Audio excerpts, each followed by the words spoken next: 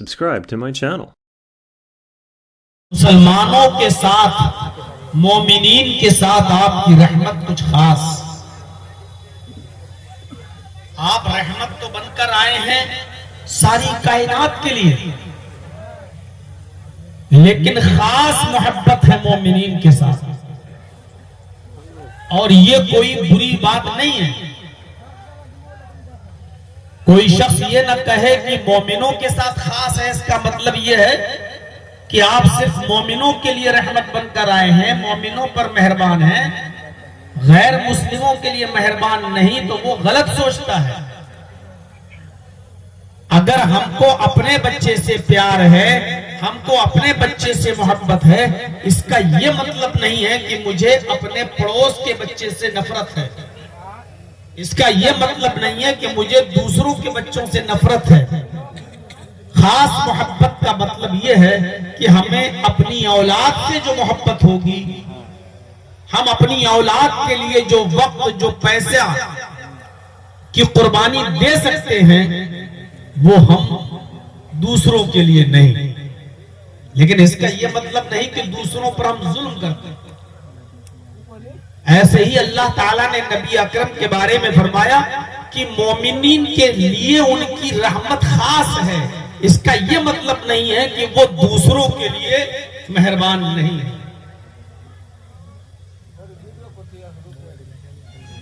अभी चंद ही दिन हुए होंगे,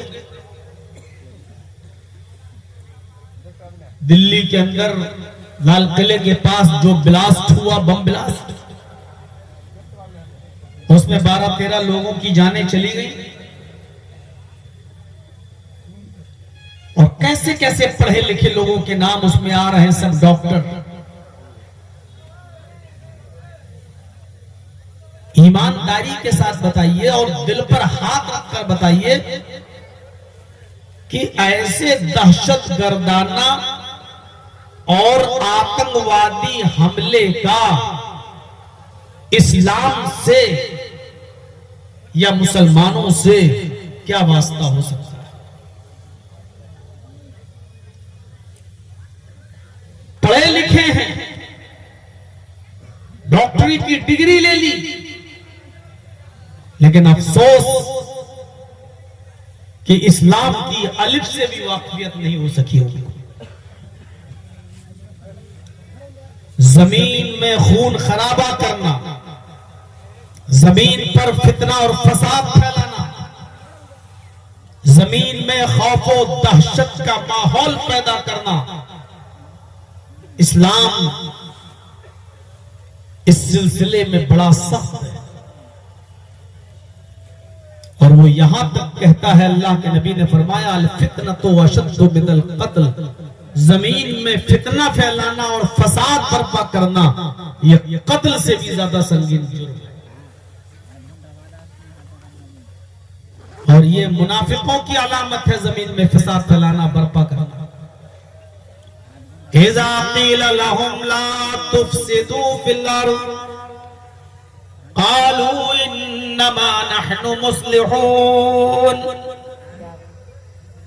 जब इनसे कहा जाता है कि जमीन के ऊपर फितना ना फैलाओ, जमीन के ऊपर फसाद बर्पा मत करो, तो ये फसादी लोग, जमीन पर खून खराबा फैलाने वाले लोग अपनी ज़बान आल से कहते हैं कि इन्नमा नहनु मुस्लिहून, हम तो इस्लाह करने वाले हैं। हम जमीन में फसाद कहां फैला रहे हैं? हम तो लोगों की भलाई चाहने वाले लोग हैं। अला, होशियार रहना ऐसे लोगों से। इन्नहुम हुमुल मुफसिदून, अल्लाह कह रहा है ये कोई इस्लाह करने वाले नहीं है, यही है वो जो जमीन के ऊपर फसाद बर्पा करते हैं। इस्लाम का कोई ताल्लुक नहीं है और ना ही ऐसी किसी नफरत का और हमले का इस्लाम कभी समर्थन करता है। खुदकुशी को सबसे बड़ा जुल्म करार दिया है इस्लाम ने। आप असलहा लेकर जाएं, बारूद लेकर जाएं, गाड़ी में भर लें, आग लगा दें, अपने आप को उड़ा लें, अपने आप को मौत के घाट उतार दें। भला बताइए मेरे भाइयों, ये इस्लाम हो सकता है?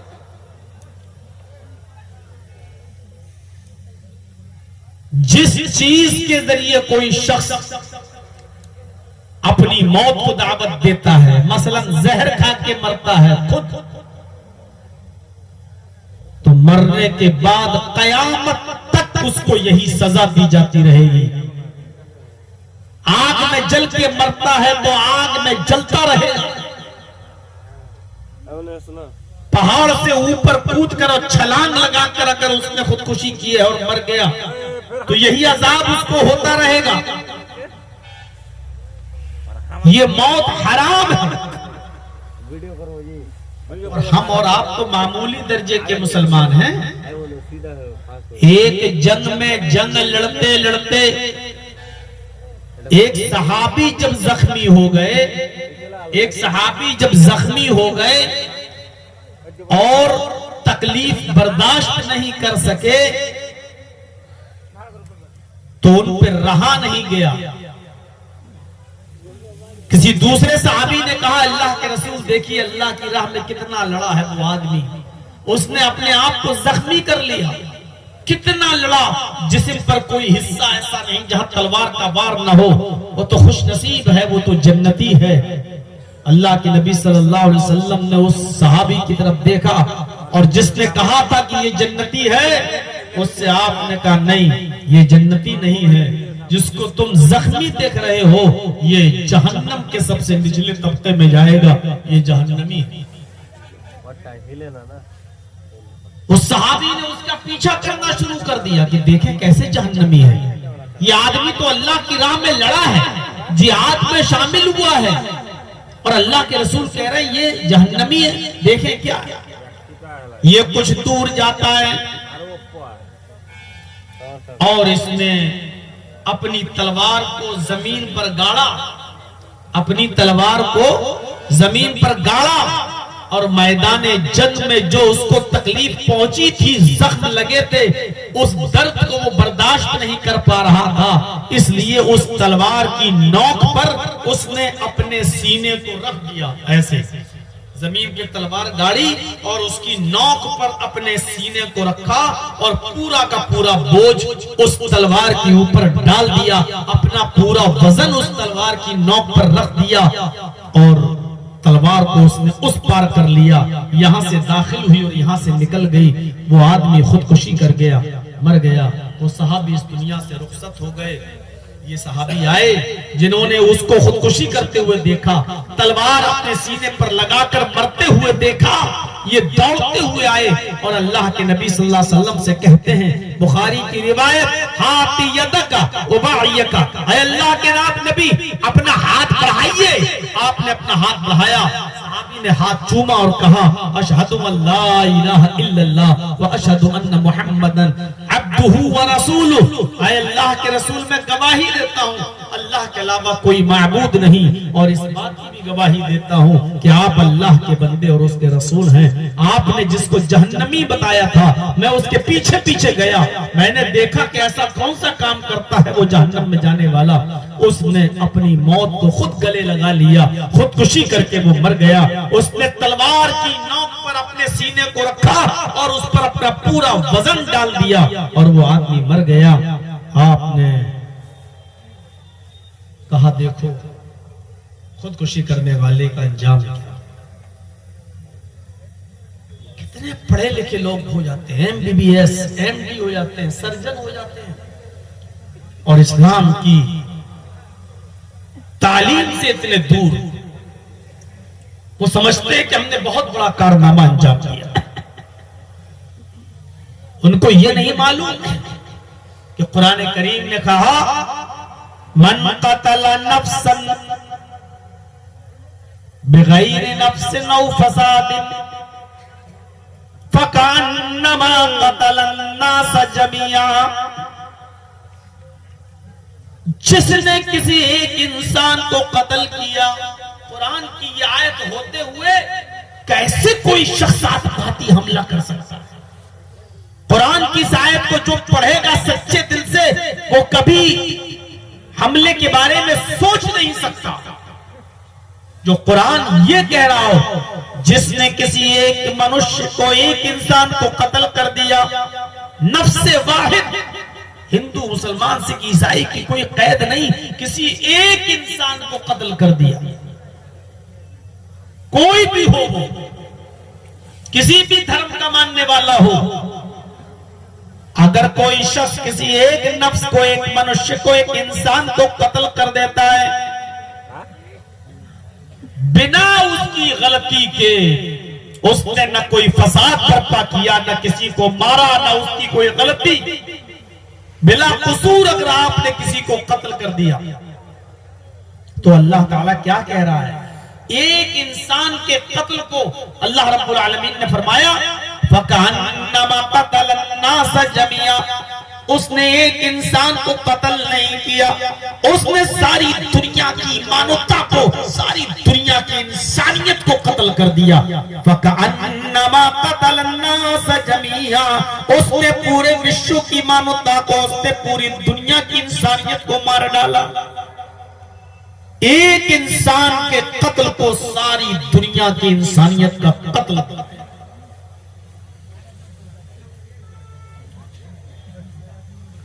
और जिसने किसी एक इंसान को बचाया, जिसने किसी एक इंसान को बचाया, कुरान कहता फकअन्नमा अहयन्नास, उसने एक इंसान को नहीं बल्कि सारी दुनिया के इंसानों को बचा लिया। एक इंसान को बचाना सारी इंसानियत को बचाना। आपको मालूम, ऐसे ऐसे वाकयात हमें तारीख की किताबों में मिलते हैं कि हजरत अली के जमाने में सुबह हो गया और एक कातिल ने किसी को कत्ल किया और फरार हो गया।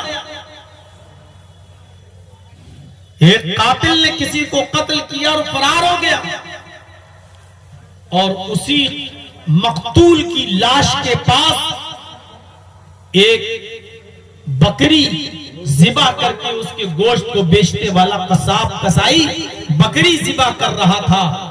जैसे उसने बकरी ज़िबा की, उसी वक्त पुलिस आ जाती है वहीं पर हजरत अली के जमाने में, और इस कसाब को, इस बकरी को ज़िबा करने वाले को पकड़ लेती है और कहती है कि तुम्हारे पास ये लाश, एक इंसान के कत्ल की लाश पड़ी हुई है, लिहाजा छुरी तुम्हारे हाथ में है, तुम बहुत शातिर हो, तुम बकरी भी काटते हो और बकरी की आड़ में बचना चाहते हो, इस इंसान का कत्ल भी तुमने किया है। उस कसाब को पकड़ लिया गया, उस कसाई को, उस बकरी ज़िबा करने वाले को पकड़कर हजरत अली के पास लाया गया। उसने बहुत इकरार किया, साहब मैंने नहीं कत्ल किया, लेकिन पुलिस ने कहा हजरत अली से कि मैं चश्मदीद गवाह हूं, मैंने देखा कि जहां ये बकरी ज़िबा कर रहा था वहीं पर एक इंसान की लाश पड़ी थी और ताजा ताजा खून। अगर कोई और मार के गया होता तो खून जमा हुआ होता, लेकिन खून भी ताजा ताजा था और इसकी छुरी में भी खून लगा हुआ था। उसने कहा अमीरुल मोमिनीन, मेरी छुरी में खून लगा जरूर था, लेकिन ये आदमी का खून नहीं था, बल्कि ये बकरी का खून था। शवाहिद ऐसे थे कि इस आदमी के बचने की कोई शक्ल नहीं थी। असली कातिल फरार हो चुका है, असली कातिल भाग चुका है। मजबूरन जज साहब को फैसला सुनाना पड़ा और इसी बकरी ज़िबा करने वाले कसाब को कत्ल की सजा सुनाई जाती है कि उस मकतूल का, उस लाश का ताजा ताजा खून और मौके वारदात पे तुम्हारी मौजूदगी, तुम्हारे हाथ में छुरी और छुरी में लगा हुआ खून चीख चीख कर इसी बात का अनाउंसमेंट कर रहा है, ऐलान कर रहा है कि ये कत्ल तुमने किया है, लिहाजा तुम्हें भी कत्ल किया जाएगा। जुमे के दिन इस आदमी को कत्ल किया जाना था। मैदाने मक्तल में इस आदमी को लाया जाता है कत्ल के लिए, और जब मैदाने मक्तल में इस आदमी को कत्ल के लिए लाया जाता है, जल्लाद दिया जाता है, इसको कत्ल करने के लिए बिठा दिया जाता है। इससे पूछा जाता है कि तुम्हारी कोई आखिरी तमन्ना हो, कोई आखिरी आरज़ू हो तो बताओ। ये आदमी कहता है कि मेरी कोई आखिरी तमन्ना नहीं, आखिरी आरज़ू नहीं है। हाँ, मैं इतना अब भी कहता हूं कि मैं बेकसूर हूं। जैसे ही जल्लाद इसकी गर्दन पर तलवार मारने वाले हुए, वैसे ही एक आदमी उसी मजमे में जो देखने आया था, वो चीख कर कहता है, अमीरुल मोमिनीन, आए अली, अमीरुल मोमिनीन, इस आदमी को कत्ल नहीं कीजिए, ये आदमी बेकसूर है, इस आदमी ने कत्ल नहीं किया है। हजरत अली ने जल्लाद को हुक्म दिया, रुक जाओ, और जिसने कहा कि ये कातिल नहीं है उसको बुलाया इधर आओ। हेलो, तुम कैसे कह सकते हो कि ये कातिल नहीं है? छुरी इसके हाथ में, मौके वारदात तो ये मौजूद, जहां लाश मिली वहां ये था, और किसी के पैरों के निशान भी नहीं थे। फिर तुम इतनी गारंटी के साथ कैसे कह सकते हो कि इस आदमी ने कत्ल नहीं किया? अगर ये कातिल नहीं है तो फिर कत्ल किया किसने? कातिल को जमीन खा गई या आसमान निकल गया। उस आदमी ने कहा, अमीरुल मोमिनीन, असली कातिल मैं हूं। अमीरुल मोमिनीन, अली, असली कातिल मैं हूं, मैंने कत्ल किया है, इस आदमी ने कत्ल नहीं किया। ये तो बेकसूर है बेचारा, ये तो बकरी को जिंदा करके उसके गोश्त को बेचने वाला आदमी है, ये तो कसाब है, इसका तो काम बकरियों को जिंदा करके उसका गोश्त बेचता है। ये कसूरवार नहीं है। फिर फैसला होता है कि जो असली कातिल है, जब उसने अपने जुर्म को कबूल कर लिया तो उसको कत्ल कर दिया जाए और इस बेकसूर को छोड़ दिया जाए। बेकसूर को छोड़ दिया गया और जिसने हकीकत में कत्ल किया था उसको मैदाने मक्तल में लाया गया, और जब उसको कत्ल किया जाने लगा, उसके पास तलवार लेकर जल्लाद आया तो हजरत अली ने कहा कि इसको भी छोड़ दो। अगरचे ये कातिल है और इसकी सजा इस्लाम में कत्ल ही है, लेकिन इसकी एक नेकी ये भी है, अगर इसने एक को कत्ल किया है तो बहुत बड़ा जुर्म तो किया है, लेकिन इसने एक बहुत बड़ा नेक काम भी किया है, और वो नेक काम ये कि इसने वक्त पर आकर एक बेगुनाह और बेकसूर आदमी की जान बचा ली। हमें तो यही मालूम था कि वो कातिल है, अगर ये वक्त पर ना आता तो एक बेकसूर मारा जाता, एक बेगुनाह मारा जाता। लिहाजा वक्त पर आकर अपने जुर्म को कबूल करके बेगुनाह की जान बचा ली। और कुरान कहता है, जिसने किसी बेगुनाह को बचाया, जिसने किसी एक इंसान को बचाया, फकअन्नमा हयन्नास, उसने एक आदमी को नहीं पूरी दुनिया इंसानियत को बचा लिया, उसने सारी दुनिया की इंसानियत को बचा लिया। लिहाजा ये एक आदमी का बचाने वाला नहीं है, ये सारी दुनिया की इंसानियत का बचाने वाला है। लिहाजा इसको भी छोड़ दिया जाए, इसलिए कि इसने एक बेगुनाह की जान बचाई। लिहाजा उस कसूरवार को, उस कातिल को भी छोड़ दिया गया और उसको भी माफ कर दिया गया, सिर्फ इसलिए कि उसने बेगुनाह को, बेकसूर को बचाया। अंदाजा लगा सकते हैं कि इस्लाम के अंदर किसी को बचाना कितना बड़ा सवाल है। ख्वाह तो किसी भी धर्म का मान